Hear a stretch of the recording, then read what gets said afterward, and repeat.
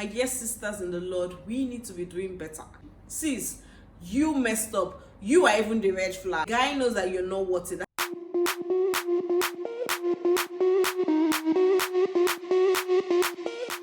Hello everybody and welcome to my YouTube channel. My name is Adobe. How are you doing? Hope you're doing great and hope you're staying safe. Remember to subscribe, hit the bell button, and also let me know your thoughts in the comment section. So, can I just do the drum roll? Because we're going to be introducing something new, something epic on this channel. So basically, we're going to be introducing what we call reaction videos. Every Sunday, I'll be putting out reaction videos. We'll be reacting to things that happened over the week. Things like gist, love, celebrity gist, everything that happens during the week. We will just pick out some few. Relationship matters too. We'll pick out some few and actually analyze it, react to it, laugh with those that we need to laugh at, cry with those that we need to cry at, and all of that. It's more like let's chill, chit chat, and have fun. Like Sundays are basically just for us to just have fun, have maximum fun. That's what it's all about. But today, let's start with some love story.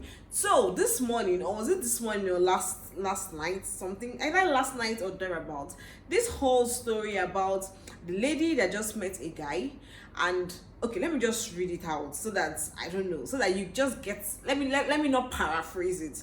So this is how it goes. Started talking to this new guy. He invited me over, so I went to his house for the first time. I was hungry and there was no food, so he asked me to cook. He said I should make plantain and chicken. When I cut the plant, he came to count it. So basically, when she cut the chicken and the plantain, the guy actually came to count it. He said so I don't take out of it. I thought he was joking till I ate 3 while I was cooking. He came to count again when I was serving the food, and he got very angry that I ate 3 out of it. I apologized and said I can fry 1 more plantain to make up for it, and he went off about his food stuff is now expensive and instead 3 would be from my portion. Is this a red flag? My sister, it is not just a red flag. No, it is not a red flag, it's a green flag. Just go into the relationship. Like, I'm trying to understand first and foremost there.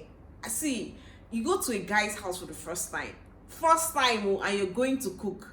Okay, first and foremost, you say you were hungry. Why didn't you eat before going to his house? You went to his house hungry. Did he tell you that he's doing poverty alleviation? Why are you going to somebody's house hungry? There's this rule. I don't know why some of you have not gotten this rule. Before you go and visit somebody, before you go for any event, occasion, eat in your house. Because nobody is going to give you food. You're not entitled to food whenever you go out. So why didn't you eat in your house, sister? You now go, first and foremost, you broke that rule of going out without eating in your house. Are you broke? Don't you have food in your house? Then you now go to someone's house, a guy's house, for the very first time, and you're now cooking food. As what? As a chef or as what? I don't understand. Please let me know in the comment section what you think about this. And then the guy goes ahead to count the plantain. After counting it, you thought he was joking. You thought he was trying to joke with you, as per he has now turned to a comedian. That did not just signal like what's going on here. You now ate 3 out of it, and he came back again and counted. And then you even had the audacity to even tell him, let me fry another one. Like, can't you give yourself some sort of respect and say, oh, I shouldn't be here. This place is not for me. Like, I shouldn't be here. And then you now have the guts, audacity again, audacity times 2, to come and be asking us whether it is a red flag. No, sister, it is a green flag. This verse is a green flag now. It's a green flag, you know. Go ahead, be in a relationship with him. It's not a red flag. What do you want us to tell you? Like, please, you should help me analyze this thing.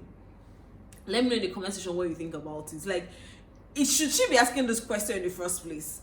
Like, as ladies, I think I should actually come and do the Lord's work here now. I am a lady. I think we have to get certain things straight.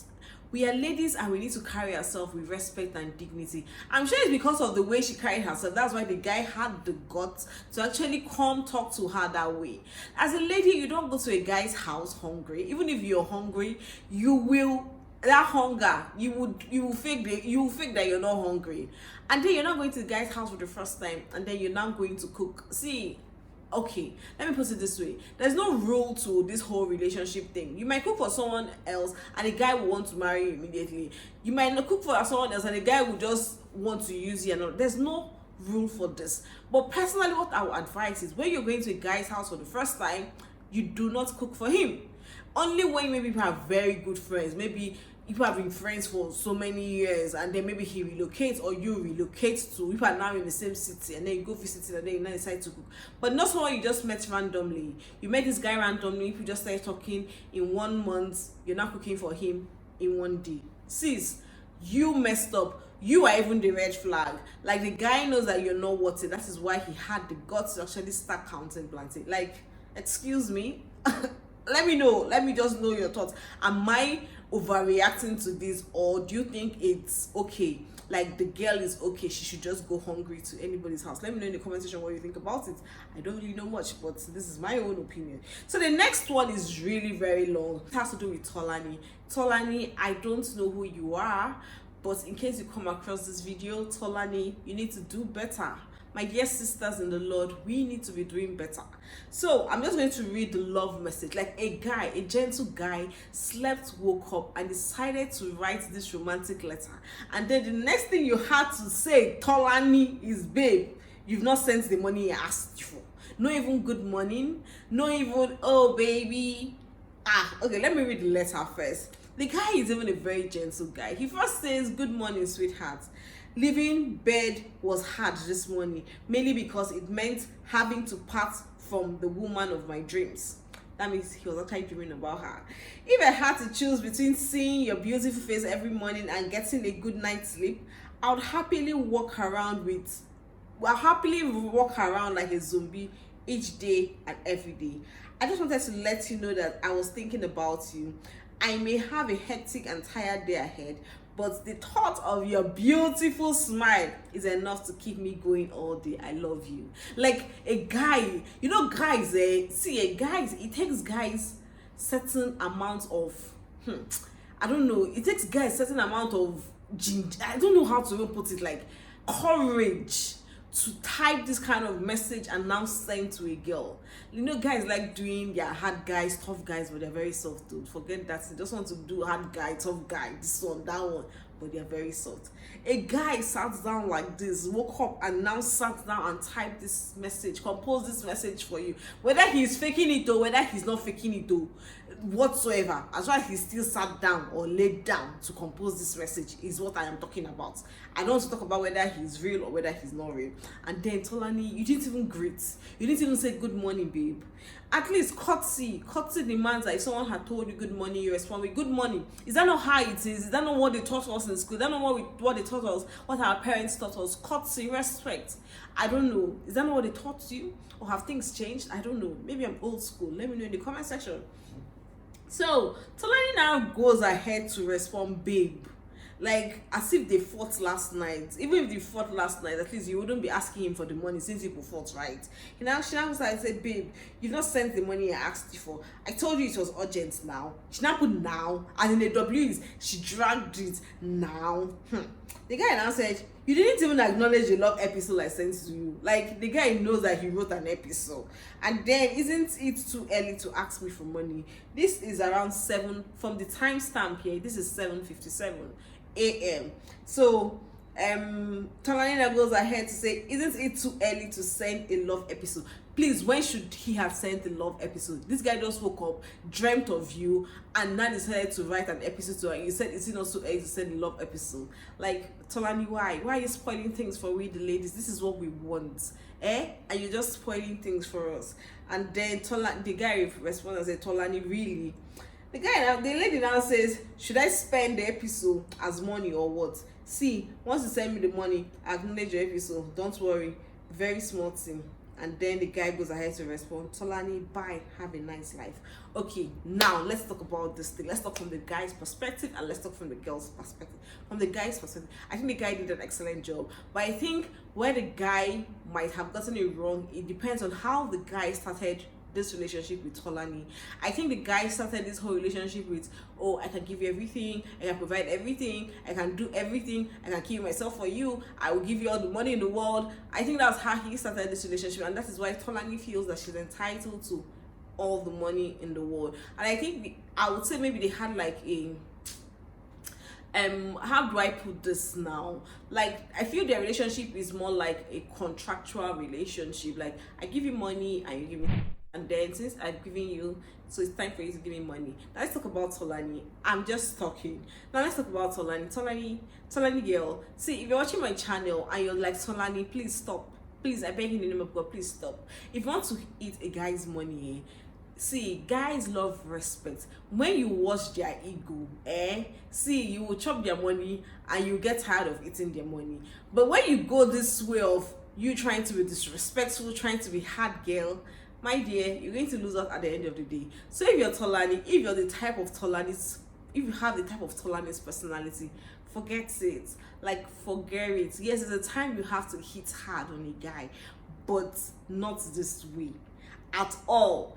At least you respond to his greeting, good morning. Even if, see, when I say good morning, baby, how was your night, this and this, even if the guy wanted to send you 5K, see, the guy will just have to double it because he knows that you're not giving him headache. When you don't give a guy a headache, see, he will do anything for you. But I'm not trying to say that there are sometimes you shouldn't put strong head. There's sometimes you have to be very stubborn and all of that. But it is what it is. Tolani messed up in this aspect. That's what I think. But let me know what you think in the comment section. Do you think Tolani did the right thing by responding that way? Right now, the guy has actually said she should have a good life. So apparently, I think now the guy has called it off. And the worst thing here is that Tolani now might end up going to that guy and begging him, like, please now, oh, I did not mean it that way. Now you see that you're now trying to disrespect yourself by going back to plead with that guy to forgive you and all of that. You see, it makes no sense. Why don't you just be respectful and collect your money and then you go? Everybody will be happy at the end of the day. What do you think about it? Let me know in the comment section. So, talking about the next one, now let's talk about beauty. We all know that some of these housemates are currently in South Africa, courtesy of Pepsi. So, there's this video, she went live, I think it was last night she went live, and then, you know, Beauty and Fina actually having this altercation. First and foremost, Fina actually won the game. Fina took the guy. So it's not like Fina won two things. Fina won a man. Fina also won the money. I remember, or bear in mind, okay, let me cast your mind. In case you're not aware, I'm talking about Big Brother Nigeria right now. So as I said, we're going to be talking about everything. So Beauty actually got disqualified because of a man, right? She got disqualified. She left the show. She's the first person that actually got disqualified before any housemate would leave the house. So yesterday, she was having a live and she said, why would somebody be shouting because of 100 million? You know, Fina and some of the housemates, their slang is 100 million and your mates. So Beauty now went high to say that 100 million is actually chicken change. In my head, I'm like, excuse me, girl, excuse me, 100 million is change. I'm silent, like I'm speechless. When I heard that thing, I was like, no, I don't think I heard well. Had to rewind. And now Beauty said 100 million is change. Okay, first and foremost, I don't know how much she has in her bank accounts, but what I know is that people that have such amount of money do not make so much noise. Secondly, if you're her fan, hold it there. Just hold it there, don't come for me. I'm not ready to drag any Big Brother Nigeria war now. No, I'm not here for that. But you went into the show to contest or to win the prize of 100 million, and then you got disqualified. You should, I won't even say halfway. You got disqualified in the beginning. So what are you now saying? That, so why did you now go into the show if you did not go for the money? Okay, some people say, oh, she went into the show just so that she can how do I put it now, so that she can be known and all of that. And I'm like, you shouldn't have gone for the show. There's so many other things you should have done and then you'll be known. But you saying 100 million naira is chicken change. Okay, congratulations. That is all I can say in regards to this. If you think that statement was worth it, let me know in the comment section. I personally think that statement wasn't worth it. Even if you have more than that, even if you have more than 100 million, I think you should just keep quiet. And yes, I know how that thing can feel. Let me now come and try to justify Beauty now. Let me play the devil advocate part now. Yes, I understand Beauty. See, it's not easy that you go into a show to win money. At the end of the day, you get disqualified because of a guy, and now that guy is now hanging out or is now the girlfriend or the boyfriend of the girl that won the money. See, even if it is me, I'm very serious. Even if it is me, I will also say, I will say 100 million is chicken change. I will say everything in this world because I am pained. That is it. Excuse me. That is what I think. That's what I would do. I might do. I'm not sure if I will do that, but that is how most ladies will behave. So let me know in the question what you think about Beauty's statement of 100 million is change. So moving on to the next one. Now let's go over to African countries. Let's hit African countries a little. So we're going to Malawi. I think so. Yes. So let's talk about Malawi. So Malawi presidents, see, it's when we are talking about Nigerian governors or Nigerian governments or Nigeria, whatever you call them, when we talk about them, you'll be thinking, oh, they're the worst set of people to have ever ruled a country in the whole entire world, or in the whole history of the world. Then you now sit down and then you now see that, oh my god, they're actually worse government, they're actually worse people than the Nigerian government. So now Malawi government, the president actually went to receive or collect a loan, and the loan was actually granted. I think that loan is from Chinese. I don't know where that loan is from, but they actually got a loan, and the loan was approved and given to them. And do you know what happened? Some government bodies actually put out a congratulatory ad saying congratulations on collection of loan. No, did you get what I said? Like, your president went to collect loan, and then you now had the audacity to put out an ad congratulating him for going to collect loan, or for the loan being approved. Like, make it make sense, please. I don't get it. I don't get this, our African leaders. Like, why do they behave like this? I've actually said it. I think there's something spiritual that comes with these seats of power, because once they just get into power, everything just turns around. Like, someone that you think that had sense automatically does not have sense, and you're just wondering, how did this happen? Like, where did we get it wrong? I thought you had sense, I thought you had common sense, but actually it's actually missing. And I don't know what Malawians, I think that's what they are called, I don't know what they are called, but people from Malawi, how people taking this, how people digesting this, how people breathing well. I'm sorry about this, but I don't think I will breathe well if I'm the one. Then let's talk about Nigeria, my country. So our government have finally released, or they've given us like what our new Naira note is gonna look like. So I want to know your thoughts in the comment section. What do you think about the new Naira notes? Do you think it was worth it?